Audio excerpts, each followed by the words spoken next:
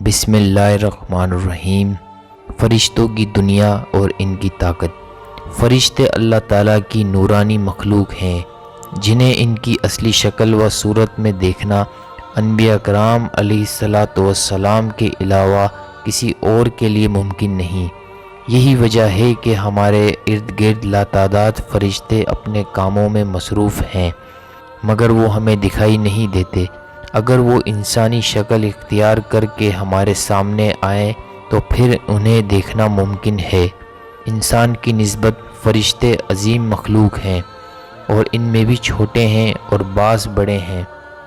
فرشتوں کے پر، فرشتوں میں بعض کے 2 پر ہیں اور بعض کے 600 پر ہیں۔ قرآن کریم میں ارشاد پاک ہے کہ اللہ تعالیٰ ہی کے لیے تمام تعریفیں ہیں جو آسمان اور زمین پیدا کرنے والا ہے، اور 2 3 4 پروں والے فرشتوں کا اپنا قاصد پیغمبر بنانے والا ہے۔ بعض روایت کے مطابق جبرائیل امین علیہ السلام کے 600 پر دکھائے گئے ہیں اور ہر پر نے آسمان کو گھیر رکھا ہے۔ ان کے پروں سے مختلف رنگ اور قیمتی موتی بکھرتے ہیں۔ فرشتوں کی قد و قامت۔ وہ فرشتے جنہوں نے عرش اٹھا رکھا ہے، ان کے قد و قامت کے بارے میں سیدنا انس رضی اللہ عنہ سے مروی ہے کہ حضور نبی کریم صلی اللہ علیہ وسلم نے ارشاد فرمایا، عرش کو اٹھانے والے فرشتوں میں سے ایک فرشتے کے بارے میں مجھے یہ بتانے کی اجازت دی گئی ہے جس کے پاؤں سب سے نچلی 7ویں زمین میں ہے اور اس کے کندھوں پر عرش ہے۔ اس کے دونوں کانوں اور کندھوں کے درمیان اتنی دوری ہے کہ اسے طے کرنے کے لیے پرندے کو 700 سال کی پرواز چاہیے۔ وہ فرشتہ کہتا ہے، یا اللہ تو پاک ہے جہاں بھی ہے اور جہاں بھی ہو۔ فرشتوں کی ضروریات۔ اللہ تعالیٰ نے فرشتوں میں شادی بیاہ کی حاجت نہیں رکھی، اس طرح انہیں کھانے پینے سے بھی بے نیاز کر دیا ہے۔ اس کی وضاحت قرآن مجید میں مذکور سیدنا ابراہیم علیہ السلام کے اس واقعے سے ہوتی ہے، جس میں ہے کہ ابراہیم علیہ السلام کے پاس فرشتے آئے تو آپ علیہ السلام ان کے لیے فوراً گوشت لے کر آئے، مگر انہوں نے اسے تناول نہیں کیا۔ اللہ تعالیٰ نے فرشتوں کو بیماری، سستی، کاہلی، دکھ، تکلیف، تھکاوٹ اور اکتاہٹ وغیرہ سے محفوظ رکھا ہے۔ وہ دن رات فقط اللہ کی اطاعت میں اپنے کاموں میں مصروف رہتے ہیں۔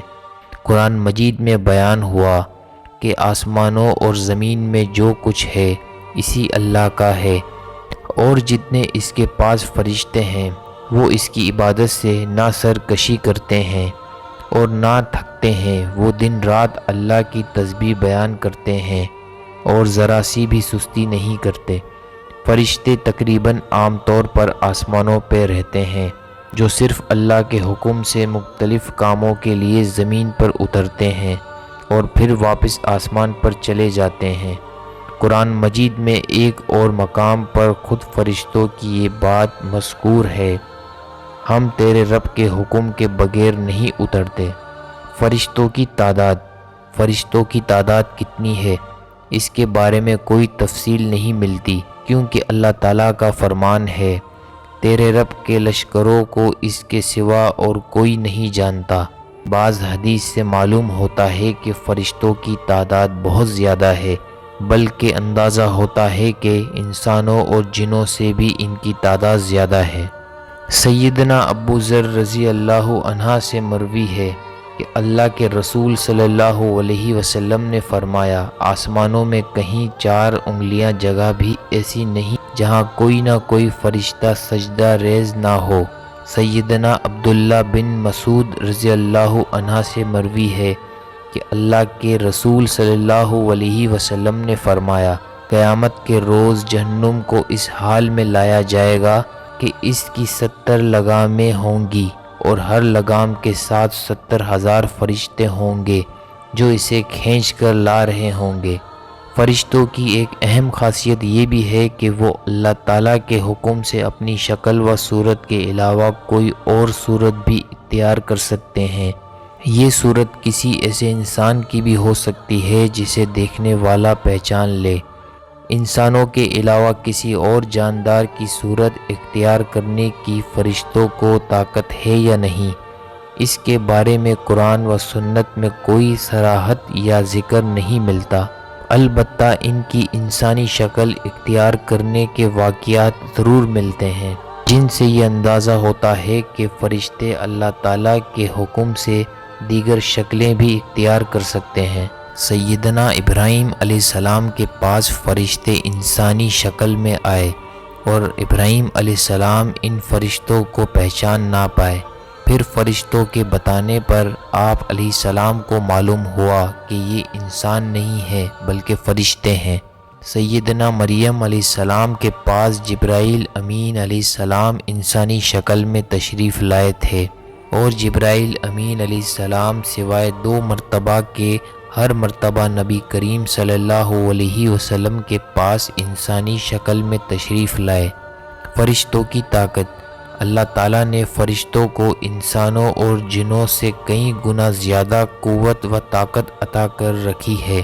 حضور نبی صلی اللہ علیہ وسلم نے جب طائف کے مقام پر وہاں کے لوگوں کو اسلام کی دعوت پیش کی تو آپ صلی اللہ علیہ وسلم پر وہاں کے مسلمانوں نے ظلم و جبر کی انتہا کر دی اور حضور نبی کریم صلی اللہ علیہ وسلم کو لہو لہان کر دیا۔ تو اس مقام پر سیدنا جبرائیل امین علیہ السلام تشریف لائے۔ انہوں نے آواز دی اور کہا کہ اللہ تعالیٰ حضور نبی کریم صلی اللہ علیہ وسلم کے بارے میں آپ کی قوم کی باتیں سن چکا ہے، جو انہوں نے آپ کے خلاف اقدام کیا وہ بھی دیکھ چکا ہے۔ آپ کے پاس اللہ تعالیٰ نے پہاڑوں کا فرشتہ بھیجا ہے، آپ ان لوگوں کے بارے میں جو چاہیں اس فرشتے کو حکم دیں۔ اس کے بعد پہاڑوں کا فرشتہ مخاطب ہوا، اس نے حضور نبی کریم صلی اللہ علیہ وسلم کو سلام کیا، پھر عرض کی، اے اللہ کے رسول، آپ جو حکم دیں گے میں اس کی تعمیل کروں گا۔ اگر آپ چاہیں تو میں دونوں طرف کے پہاڑوں کو ان پر لا کر ملا دوں جن سے یہ پیس جائیں گے۔ اس طرح جبرائیل امین علیہ السلام کی قوت و طاقت کے بارے میں قرآن مجید میں ہے۔ فرشتے کی موت۔ جس طرح انسانوں کی پیدائش اور موت کے مختلف مراحل ہوتے ہیں، فرشتوں کے لیے یہ مراحل نہیں ہیں، یعنی دنیا میں نئے انسان پیدا ہوتے ہیں اور پہلے موجود انسان فوت ہوتے رہتے ہیں، لیکن اس کے برعکس جب اللہ تعالیٰ نے فرشتوں کو پیدا کیا ہے تب سے وہ زندہ ہیں اور قیامت قائم ہونے تک جب تک اللہ پاک چاہیں گے وہ زندہ رہیں گے۔ تب تک اللہ تعالیٰ کی طرف سے انہیں جو ذمہ داریاں دی گئی ہیں انہیں ہر طریقے سے پورا کرتے رہنا ہے، لیکن جب قیامت آئے گی تو یہ فرشتے بھی موت سے دوچار ہوں گے۔ پھر ایک ایسا وقت آئے گا جب کائنات میں اللہ تعالیٰ کے علاوہ کوئی چیز زندہ نہ رہے گی۔ اسی صورتحال کو قرآن مجید میں اس طرح بیان کیا گیا ہے، زمین پر جو ہیں سب فنا ہونے والے ہیں، صرف تیرے رب کی ذات جو عظمت اور عزت والی ہے وہی باقی رہ جائے گی۔ اسی طرح ایک اور مقام پر ارشاد ہوا ہے کہ ہر نفس کو مرنا ہے۔ دوستو، ویڈیو اچھا لگا ہو تو میرے چینل کو لائک کیجیے گا، شیئر کیجیے گا، سبسکرائب کیجیے گا۔ پھر ملتے ہیں انشاءاللہ نیکسٹ ویڈیو میں۔ اللہ حافظ۔